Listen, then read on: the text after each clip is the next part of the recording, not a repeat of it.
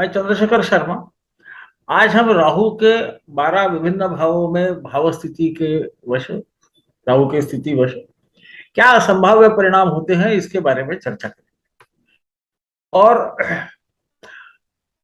जैसा कि हमने पहले भी श्रृंखला में देखा है या माला में देखा है, जैसा भी आप बोल सके, प्रथम ये 8वीं श्रृंखला है, 8वां पुष्प है, आप जैसा भी समझे।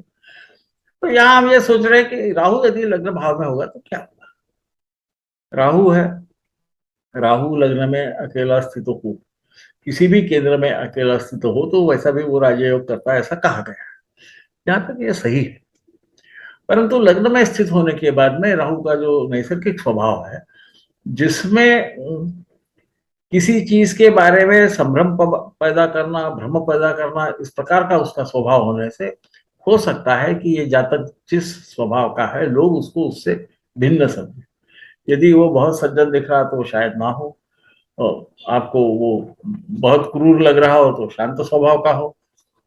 इस प्रकार से उसकी एक आकृति रहती है। ऐसा भी कहा गया है कि मंद समराव कुजवत के, इसका मतलब शनि के समान ही कुछ प्रमाण में फल दे सकता है। तो वो हो सकता है कि छरहरा बदन और लंबा भी उसे कर दे, जो एक शनि का गुण है।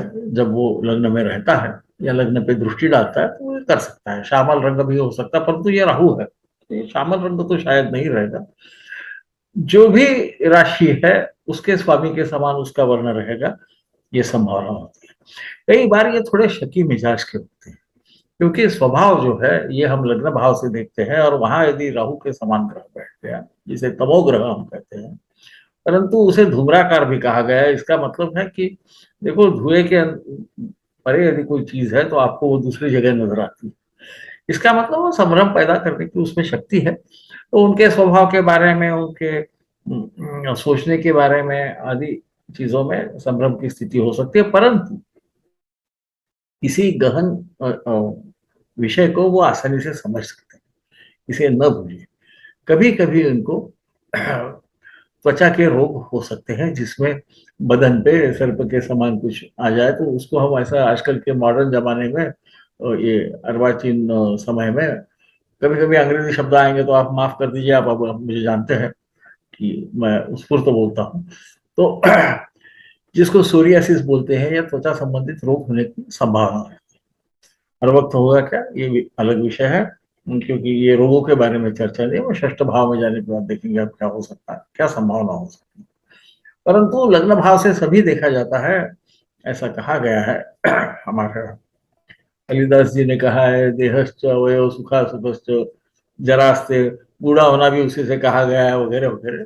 तो कई बार इनकी प्रगति थोड़ी देर से होती है, क्योंकि शनि है, लग्न में है, तो कोई भी चीज को ये थोड़ा देर लगा सकते हैं काम करने में भी, और सोच समझ के काम करने की भी इनमें क्षमता रहती है, क्योंकि राहु को वल्मीक में रहता है, ऐसा कहा गया है। किसी चीज की गहराई में जाने की भी आदत रहती है। कभी कभी ये फिजूल भी हो जाती है। इसका कारण, इसका परिणाम संशय होने वाला स्वभाव भी हो सकता है। अब ये राहु द्वितीय भाव में जाता है। ये क्या करता है द्वितीय भाव में, हमें मालूम है कि ये चेहरा तो है। तो मैंने जैसा बोला कि कुछ त्वचा के संबंध और चेहरे पे भी हो सकते हैं, होंगे ऐसा जरूरत नहीं है। परंतु ये याद रखना कि कभी कभी इनके बोलने में, जिसको हम अनपार्लियामेंट्री शब्द बोलते हैं, जो सही शब्द नहीं माने जाते, ऐसी आप गालियां सब्जियां वगैरह निकल सकते हैं। ये असंभव नहीं है। कई बार इनकी बातों का गलत मतलब भी निकाला जाता है, इसे भी आप ध्यान में रखिए। इन्हें कई बार, जिसको हम अंग्रेजी में ट्रैश फूड बोलते हैं, कदार न खाने की आदत रह सकती है, या वक्त पे जो भी मिला वो खा लेते हैं। तो इनको खाने के बारे में कोई ऐसा ये नहीं चाहिए वो नहीं चाहिए ऐसा तो नहीं होगा। जो भी मिला वो खाते हैं, समय पे जो भी मिल जाए वो खाते हैं। पर कई बार ये जिसको, जिसे हम ऐसा समझेंगे कि खाने योग्य चीजें नहीं है, या जो प्रकृति स्वास्थ्य को हानि पहुंचाती है, ऐसी भी चीजें ये खा सकते हैं। कई बार इनको धूम्रपान करने का शौक रहता है, वो कभी कभी बहुत ज्यादा हो जाता है। ये भी संभव है कि ये किसी नशे के अधीन हो जाए। ये तो बुरी चीज है, पर कुछ अच्छी भी चीज है। इनको परदेशी लोगों से या दूसरे संस्कृति के लोगों से, दूसरे धर्म के लोगों से इनका धन संचय भी हो सकता है जब द्वितीय भाव में राहु रहता है। एक विशेष चीज ये ख्याल में रखना, ये राहु केतु कोई भी वहां रहे तो होता है, तो फिर परिणाम थोड़े से बदलते हैं कि ऐसे लोगों को कोई बीमारी हो गई तो वो आसानी से पहले जो वैद्य रहते हैं, जो भेषज रहते हैं, डॉक्टर रहते हैं, इनको समझ में नहीं आती, आसानी से इनकी बीमारियों का अंदाजा नहीं लगता, क्योंकि वो राहु और केतु जो है उनका जो अक्ष है वो 2 और 8 में है, तो इनकी प्रकृति ऐसी रहती है कि उसमें कई बार समझ में नहीं आता। तो इनको दूसरे किस्म के किसी, जिसको पैथी बोलते हैं, जैसे होम्योपैथी है, आयुर्वेद है, एलोपैथी है, तो एलोपैथी कर रहा होगा तो आयुर्वेद की दवा काम करेगी या होम्योपैथी की करेगी, इस प्रकार से इनको यू नो उसमें से मुक्ति मिल सकती है रोग में से। पर ये होने की कभी कभी इनको अन्न के द्वारा विष बाधा भी हो सकती है, इसे भी ख्याल में रखिए। देखिए वो जब नशीले पदार्थ रहते वो भी एक प्रकार का विषय है। राहु को सर्प कहा गया है ऐसा तो फणींद्र यानी नाग कहा गया है, नाग का संबंध विष से है। मैंने शायद पहले भी कभी बताया होगा कि हमारे यहाँ जो शब्द का प्रयोग किया गया वो किसी चीज की तरफ इशारा करते हैं। तो नाग क्यों कहा गया? तो नाग देखो बिल में रहता है, आपको दिखता नहीं है, कभी भी कहीं से आ सकता है, और उसमें विष भी रहता है। विषदो विष तो हुआ ऐसा बोलते हैं, वो विष देके ठीक भी कर सकता है, विष से उसको क्षति भी हो सकती है उसके शरीर को, इसे ध्यान में जरूर रखिए। अब ये तृतीय भाव में जाता है तो ये क्या करेंगे?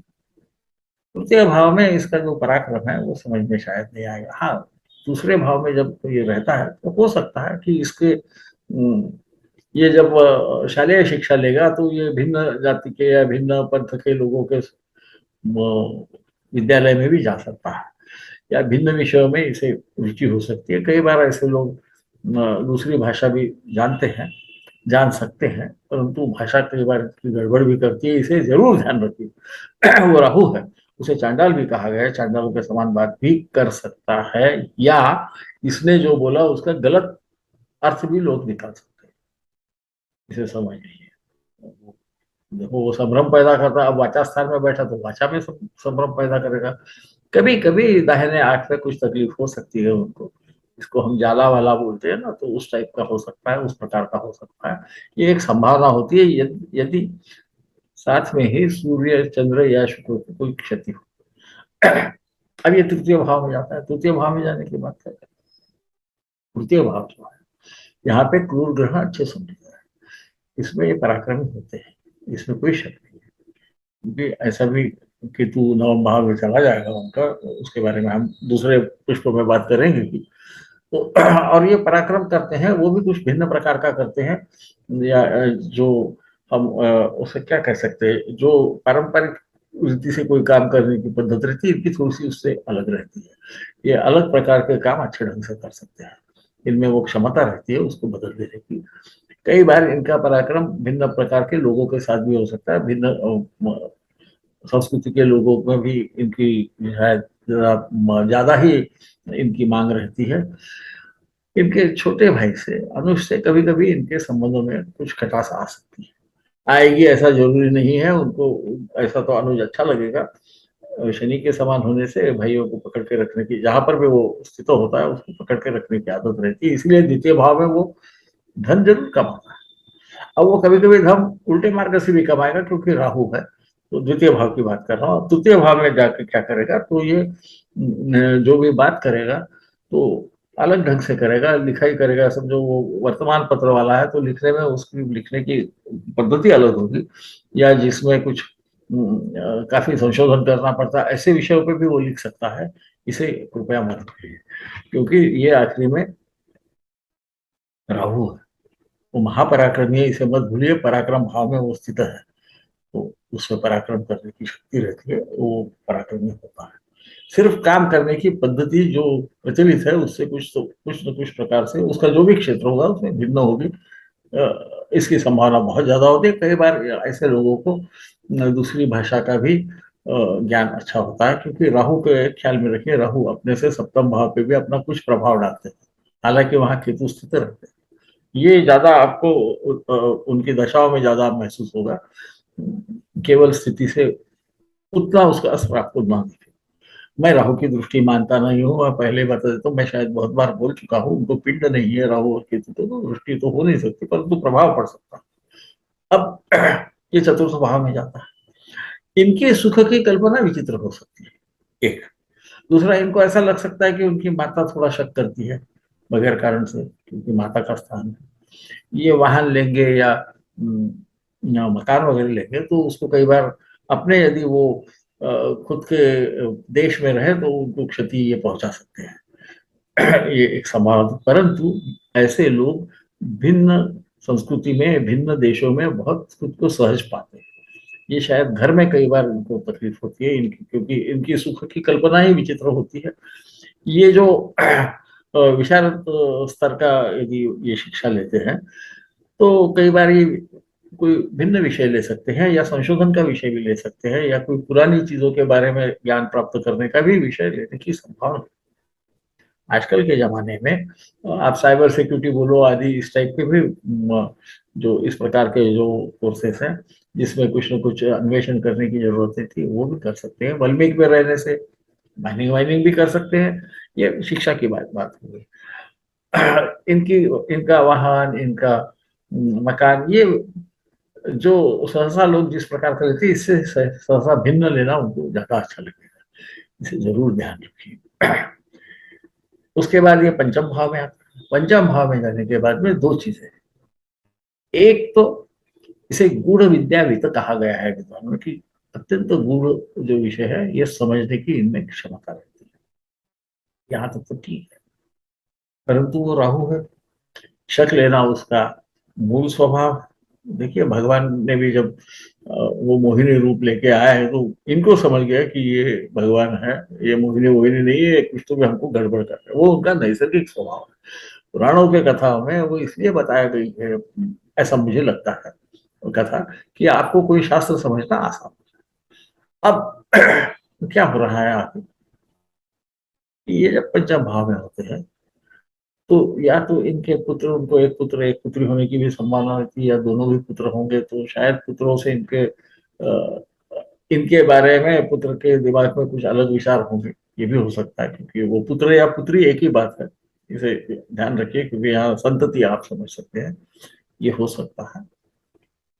परंतु दूसरी बात ऐसी है कि इनका स्वभाव शक करने का है। ये अन्वेषण के इस क्षेत्र में, ये जिसको हम रिसर्च बोलते हैं, संशोधन, इस विषय में इनको अच्छी गति रहती है। परंतु ये शक लेते लेते हर एक पे शक लेने लगते हैं।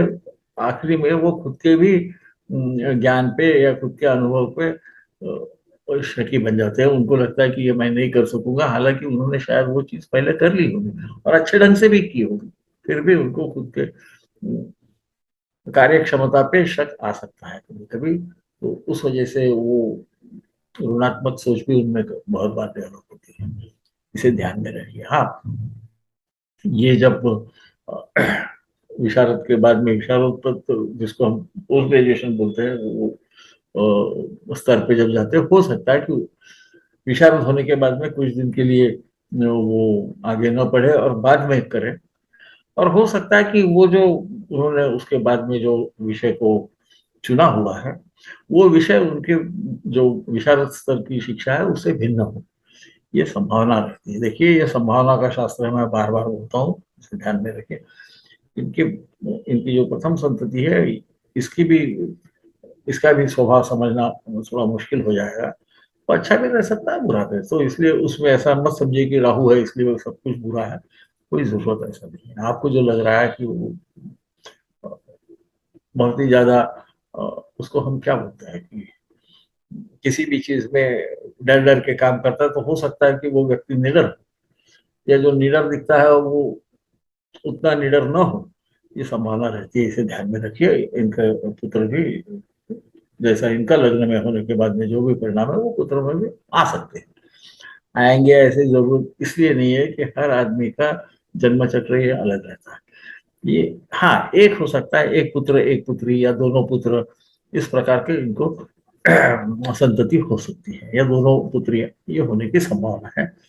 राहु को भी एक प्रकार से नपुंसक ग्रह कहा गया है, यमल वगैरह होने के, उसमें भी उनका संबंध आता है, इसलिए ये संभावना है। इसे ध्यान में रखें। या ये परदेश जाके भी अपनी विशारोत्तर जो विद्या है उसको संपन्न कर सकते हैं। पोस्ट ग्रेजुएशन के कोर्स को बाहर देश भी जाके कर सकते हैं, वहां शायद वो ज्यादा अच्छी तरह से करेंगे इसकी अपेक्षा कि वो अपने खुद के देश में वो करें। या बीच में मैंने जैसा बोला कि विशारद के बाद में कुछ दिन के लिए वो पूछना पड़े और बाद में फिर से तो विशारदोत्तर जो विशारदोत्तर कोर्स जो है जो क्या संस्कृत में पोस्ट ग्रेजुएट को कैसा ट्रांसलेट करना ये प्रश्न ही रहता, पर विशारद के बाद का तो विशारदोत्तर ये शायद शब्द सही होगा। आप लोग उसको तय करें, मैंने वहां पर आके नहीं, इसलिए मैं दोनों भाषाओं में बता रहा हूँ। अब ये राहु षष्ठ भाव में आता है। षष्ठ भाव में आने के बाद में क्या होगा, ये शत्रु का भी भाव है, ये मातुल घराने का भी भाव है। इसके जो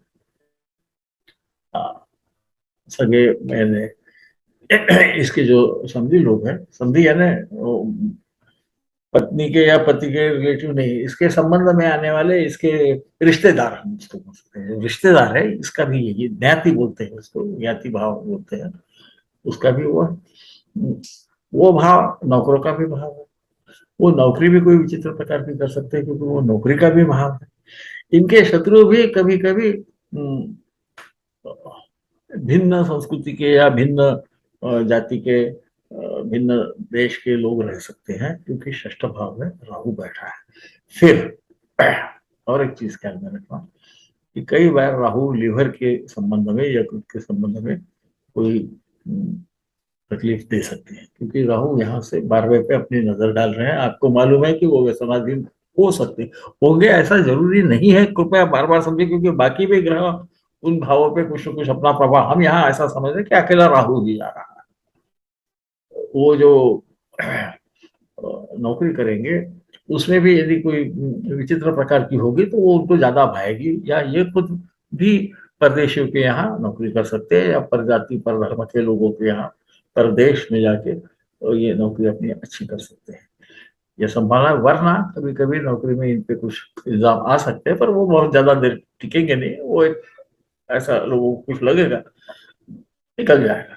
इनके शत्रु भी खुद ब खुद ही निकल जाएंगे, पर इनको इस राहु के समान ही जो जरा से क्या बोल सकते हैं, मराठी में उसको हलकट बोलते हैं, जरा नीच प्रकार के शत्रु हो सकते हैं क्योंकि वो राहु, या दूसरे धर्म के दूसरे जाति के लोग भी इनके शत्रु रह सकते हैं, इसे मत भूलिए। याद रखिए। हाँ, इनके मामा जी भी रिसर्च वगैरह में संशोधन कार्य में कार्यरत रह सकते हैं, या इनको लगता होगा कि हमारे मामा जी को क्या दिल में चलता है हमें नहीं समझता, क्योंकि राहु यहाँ का राहु भी इसी प्रकार का अष्टम भाव में या 12वें में रहे तो ये ख्याल में रखना कि ऐसे लोगों को जब बीमारी होती है तो उसका कारण पहले वैद्य को नहीं समझता। इसमें वैद्य की कोई भी गलती नहीं है। इनके जो लक्षण है ना वो धुएं से आप समझ लीजिए आच्छादित रहते हैं, इसका मतलब वो समझते नहीं है, वो किसी तीसरे को ही समझ में आते हैं, इसलिए इनके बारे में भी ऐसा हुआ। इनको भी कभी कभी फूड पॉइजनिंग वगैरह जिसको हम बोलते हैं, खाने में से विष बाधा होना वगैरह, ये होने की संभावना रहती है। व्यसन की बात तो मैंने करी थी, तो इस प्रकार का इनका काम रहता है। अब सप्तम भाव में राहु जाता है। कई लोगों को ऐसा लगता है कि सप्तम में राहु ठीक नहीं है क्योंकि क्रूर ग्रह है, परंतु राहु की एक आदत है, वो जहां बैठता है ना उस चीज को पकड़ कर रखता है। जैसा राहु पंचम में होगा तो जातक तो अपने बच्चों को पकड़ कर रखने की इच्छा रहेगी, जातक उनको नहीं छोड़ेगा जहां तक हो सकता है। तो मेरा आवाज कम ज्यादा होगा तो मेरी उम्र की वजह से आप समझ सकते हैं कि होता है, मुझे माफ कर दीजिए, मैं उसको बढ़ाने की पोस्ट रिकॉर्डिंग में कोशिश करूँ। अब सप्तम भाव में हो सकता है कि इनकी जो पति या पत्नी है, इनका जो जीवन साथी है, वो थोड़े से भिन्न संस्कृति से आया, या उनका जन्म ही कहीं बाहर हुआ होगा, ये भी संभावना है। ये जिस प्रांत में रहते हैं, देश में रहते हैं, उससे भिन्न देश में उनके पति या पत्नी का जन्म हुआ हो, ये एक संभावना रहती है। ये भी शकी मिजाज तो रहते हैं, इसमें कोई शक नहीं, क्योंकि राहु आखिरी में अपना लग्न भाव पे अपना प्रभाव तो जरूर डालेगा, परंतु कई बार इनका व्यवसाय भी ऐसा रहता है जिसमें कुछ न कुछ संशोधन की जरूरत पड़ती है। ये व्यवसाय के प्रति शायद ज्यादा आकृष्ट होते हैं नौकरी की जगह, क्योंकि राहु को मैंने जैसा बोला जिस भाव में बैठा है उस भाव को पकड़ के रखने की उसकी आदत है, तो भाव को छोड़ता नहीं। ऐसे लोगों में विवाह विच्छेद होने की संभावना बहुत कम रहती है, क्योंकि पति या पत्नी यदि नाराज हो जाए तो इनको वो अपने पास ही होना रहता है। तो ये एक आप इसमें पाओगे सहसा। यहाँ जैसा कि मैंने कहा, हम ये समझ रहे हैं कि बाकी कोई भी ग्रह यहाँ काम नहीं कर रहे, केवल राहु अकेला ही है, किसी की भी दृष्टि नहीं है। इसे बार बार मैं दोहरा रहा हूँ, इसे समझ लीजिए। इनका व्यवसाय भी विचित्र प्रकार का हो सकता है, इनके व्यवसाय में घूमना भी रह सकता है, क्योंकि सप्तम भाव ये छोटे जो प्रवास है, छोटे अंतर के, उसका भी प्रतिनिधित्व करता है। तो ये भी संभावना है, इनका जो व्यवसाय है ये भी कोई विचित्र प्रकार का हो सकता है। यानी विचित्र का मतलब उसको कुछ न कुछ तो होगा, पर सहसा जो लोग नहीं करते उससे कुछ न कुछ भिन्न प्रकार से काम करने की इनकी आदत रहती है। व्यवसाय में भी ये अपना कुछ अलग छाप छोड़ सकते हैं यदि वो ढंग से काम करे, क्योंकि वहां पर भी वो अपना जो अन्वेषण का या संशोधन का स्वभाव है उसका प्रयोग कर सकते हैं, उससे वो सफल भी हो सकते हैं। अब अष्टम भाव में राहु चला गया, यहाँ क्या होगा तो हमको सोचना है। ये राहु है, वल्मीक में रहता है, हमें पता है। राहु शनि के समान होने से ये लंबी आयु दे सकता है, ये भी हमें पता है। हमें ये भी मालूम हो गया कि ये 2 और 8 के अक्ष में बैठने की वजह से कभी कभी इनकी बीमारी क्या है वो समझेंगे नहीं। बीमारी यदि होगी तो गुदा के एरिया में होने की संभावना है या शिश्न के एरिया में होने की संभावना है, पर ये कभी कभी ऐसा समझिए कि जिसको हम फिशर वगैरह बोलते हैं, एक छिद्र सा हो जाता है गुदा में, और वहां पे फिर इन्फेक्शन होकर तकलीफ होती है। उस प्रकार की इनको बीमारियां हो सकती है। मैं बार बार हो सकती है इसलिए बोला कि ये होगी ही ऐसा मत समझिए, बाकी भी ग्रह अपना अपना काम करते रहते हैं। हो सकता है कोई और ग्रह भी वहां पर अपना प्रभाव डाले। हाँ, इनको व्यसन की वजह से भी कुछ न कुछ बीमारियां होने की संभावना है। ये केवल संभावना इसे ख्याल करके, परंतु ऐसे लोग यदि संशोधन के विषय में चले जाए तो ये बहुत अपना नाम कर सकते हैं, क्योंकि अष्टम भाव ये गूढ़ जगह का भी भाव है, उसे गुह्य कहते हैं। आप याद होगा मैंने बोला गूढ़ विद्या, गूढ़ार्थ विद्या भी तो कहा गया, इसे गूढ़ विद्या समझती है। ऐसे लोगों को किसी भी चीज में संशोधन करना अच्छा लगता है। यदि वो व्यक्ति या वो युवा आपको लगे कि ये अपने पढ़ाई में ध्यान नहीं देता, तो इस प्रकार की यदि उसे पढ़ाई होगी तो वो उसमें जरूर ध्यान देगा, उसमें वो महारत भी हासिल कर लेगा। इसे मत भूलिएगा, क्योंकि सभी चीजें बुरी कभी भी नहीं रहती, ध्यान में रखना। परंतु ये राहु है, ये कभी कभी तकलीफ दे सकता है, इसमें कोई शक नहीं। यहाँ पर भी ये जिस ढंग से बोलेगा वो समझ में नहीं आएगा, कभी कभी हो सकता है, परंतु वो परदेशियों से धन भी कमा सकता है, क्योंकि ये राहु अपना द्वितीय भाव पे अपना प्रभाव डाल रहा है। द्वितीय भाव ये संचित धन का स्थान है ना, तो धन कहाँ से आएगा संचित, या ज्यादा उसे मुनाफा कहाँ से होगा, ज्यादा आमदनी कहाँ से होगी। तो वो राहु को ये भिन्न संस्कृति का या दूसरे धर्म का या दूसरे देश का प्रतिनिधित्व करता है, ये लोगों का, यानी देश का मतलब वहां के लोगों का प्रतिनिधित्व, इसे कभी ना भूलें। फिर ये नवम भाव में आता है। अब नवम भाव में क्या करता है, कई लोगों को लगता है कि ये धर्म के विरुद्ध जाता है, ऐसा जरूर नहीं। इसका धर्म के बारे में समझ कुछ अलग है। हम ऐसा समझ सकते हैं कि नवम भाव में राहु स्थित हो तो इसे जो लगता है कि मैं सही कर रहा हूँ वो सही होगा, ऐसा जरूरी नहीं। ये इसको कभी कभी तकलीफ आ सकती है। इसका पिता या तो शकी होगा, या जातक को ऐसा लगेगा कि मेरा पिता मेरे पे शक कर रहा है आदि, क्योंकि नवम भाव में राहु है। गुरु होगा तो वो भिन्न अपने संस्कृति का हो सकता है, भिन्न देश का रह सकता है, भिन्न जाति का रह सकता है।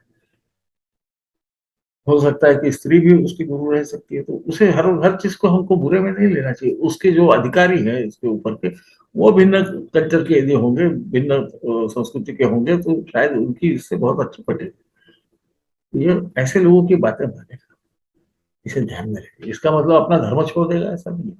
कुछ लोगों को किसी भी धर्म में गए तो वो ठीक रहता है, उनको कोई तकलीफ नहीं होती। कुछ लोग इस धर्म, मेरा ये धर्म है तो मैं दूसरे धर्म की तरफ देखूंगा नहीं, इस प्रकार के भी होते। राहु में ये एक खुद को अलग अलग स्थिति में ढाल लेने की क्षमता होती है, इसे कभी ना भूलिए। इसीलिए वो जो हम सोचते हैं उससे भिन्न कुछ करने का कोशिश करते रहता है। नवम भाव ये धर्म का भाव है, परंतु ये कर्तव्यों का भी भाव है। तो इसकी खुद के कर्तव्यों के बारे में जो समझ है वो आपसे यानी जो सहसा साधारण लोगों से भिन्न रहती है। कितना ही इसका अर्थ समझना चाहिए, इसी अर्थ से इसे समझे आप। या नवम भाव से कई बार हम पूर्वजों के लिए जो करते हैं उसको भी समझते हैं, तो उसमें भी इसकी कुछ अलग ढंग से करने की इच्छा होगी। अब ये दशम भाव में जाता है। दशम भाव में राहु क्या करे? ये कर्म भाव है ना, जिसको करियर आजकल बोलते हैं। यहाँ ये सहसा भिन्न जाति, भिन्न देश, भिन्न धर्म के लोगों के साथ काम करना इसको ज्यादा अच्छा लगता है। दूसरी चीज, ऐसे लोग यदि राजकारण में गए तो ये अच्छे ढंग से चुन के आ सकते हैं, क्योंकि ये इसको राजपद बोला जाता है ना, सिंहासन बोला जाता है दशम भाव को। वहां पर राहु बैठा है। राहु ये अब बोलना तो नहीं चाहिए, पर बहुत नीचे स्तर के लोग, चोर उचक्के वगैरह आदि, इनका सबका प्रतिनिधित्व करता है। तो इसी प्रकार के लोग, जो हम जिसे डेमोक्रेसी कहते हैं, प्रजासत्ताक कहते हैं, वहां पे यही लोग ज्यादा संख्या में रहते हैं। यही लोग आपको मत दे सकते हैं। तो ये राहु वहां पे रहने से, और ये इसको हम जो काम कर रहे हैं उसको छुपाने की भी आदत रहती है, तो इसलिए काम नहीं कर रहे तो भी उनको लग सकता है कि ये काम करेगा। ऐसे लोगों पे, ऐसे लोगों का इस पे बड़ा विश्वास रहता है, वो इसको मानते हैं, और इसलिए ये चुनाव के यदि क्षेत्र में जाना चाहे तो ये चुन के आ सकता है। इसे ध्यान में रखिए। ये मल्टीनेशनल जिसको बोलते हैं, ऐसे कंपनियों में काम कर सकता है, या जहाँ पे विचित्र प्रकार का काम है वो करने में भी इसकी क्षमता रहती है। एक आधा काम जो बिल्कुल ही कानून से थोड़ा सा परे है, ये भी काम ये कर ले सकते हैं। आप जब नेताओं की बात करोगे तो आप हिंदुस्तान में हो तो आपको पता है कर सकते हैं। क्या करेंगे ये तो उनके नवम भाव और पंचम भाव पे कौन से ग्रह देख रहे हैं ये तय करेंगे कि ये सचमुच करेंगे या ये करने की क्षमता, या ये उन लोगों के साथ इनको तकलीफ नहीं हो काम करने में। इसी प्रकार से ये परदेशी कंपनियों में काम करने को उनको बिल्कुल तकलीफ नहीं होगी, उनको अच्छा लगेगा, क्योंकि केतु उधर चतुर्थ भाव में बैठा है। वैसे भी वो घर से दूर जाके काम करना उनको अच्छा लगेगा, वो केतु में आएगा ही जब हम केतु पे भाषण देंगे। अब ये 11वें में जाता है, यहाँ क्या करेगा? फिर से वही बात है, परदेशी लोगों से ये कमा सकता है, परंतु इसके जो मित्र हैं या बड़े भाई हैं, ये कभी कभी इनसे उतने प्रामाणिक न रहे, ये संभावना है। परंतु ये इनके पास मित्र ऐसे ही रहेंगे जो इनको शायद गलत सलाह देंगे, इस संभावना को कभी ना भूलें। परंतु ये परदेशी लोगों से अच्छे फायदा कमा सकते हैं, आय हो सकती है उनको, इसे ध्यान में रखिए। सो यहाँ पे थोड़ा फर्क ये आ रहा है, दूसरे भाग में भी ऐसे ही होता है। छोटा भाई बराबर बताता नहीं है, कुछ छुपा देता है ना। परंतु कर्म जो है पराक्रम बाहर देश में वो अच्छा कर सकते हैं, या दूसरे कल्चर में जिसको बोलते हैं, दूसरे संस्कृति में ज्यादा अच्छा कर सकते हैं, अपने मातृभूमि से दूर जाके ज्यादा अच्छा कर सकते हैं, या वहां से कमा सकते हैं। तृतीय में वो पराक्रम करेंगे उस प्रकार का। यहाँ पर उनकी कमाई की बात है, क्योंकि 11वां भाव ये लाभ भाव है, आय भाव है। तो यहाँ से इनको आमदनी भी हो सकती। कई बार ये आमदनी भी उल्टे सुलटे रास्ते से हो सकती है, इसे मत भूलिए। पर हर वक्त राहु वहां देखने के बाद में उल्टे ही रास्ते से करेगा आमदनी, ऐसा न समझिए। ये विचित्र ढंग से भी आमदनी कर सकता है, और जो अभी तक किसी ने सोचा नहीं, इस प्रकार के किसी व्यवसाय से या इसी ऐसे जगह काम करके भी कमा सकता है, परदेशियों से भी कमा सकता है।